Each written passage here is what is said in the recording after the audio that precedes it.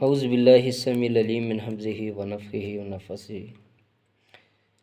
آج کل اگر دیکھا جائے تو اللہ تبارک و تعالیٰ نے ہمارے اوپر بارشوں کو بند کر دیا، اور اس کی وجہ کیا ہے کہ بما کسبت ایدی الناس، یہ ہمارے اعمال کا اللہ ہمیں صلہ دے رہا ہے۔ یہ موسم جو ہے یہ بارشوں کا موسم تھا، لیکن اللہ نے بارشوں کو روک لیا، اور آج ہر طرف دیکھیں سرسبز و شاداب چیزیں جو تھی وہ بالکل جو مرجھا چکی ہیں، مردہ ہو چکی ہیں۔ تو بارش کے لیے نبی کریم صلی اللہ علیہ وسلم نے کچھ دعائیں سکھلائی ہیں کہ یہ دعائیں پڑھ کر اللہ سے دعا کیا کرے بارش کے لیے۔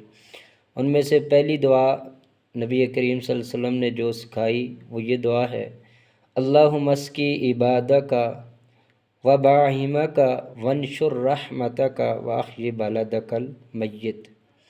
اسی طرح ایک اور دعا نبی کریم صلی اللہ علیہ وسلم نے سکھلائی، اللہم اسقنا غیثا مغیثا مریئا مریئا نافعا غیر ضار عاجلا غیر عاجل۔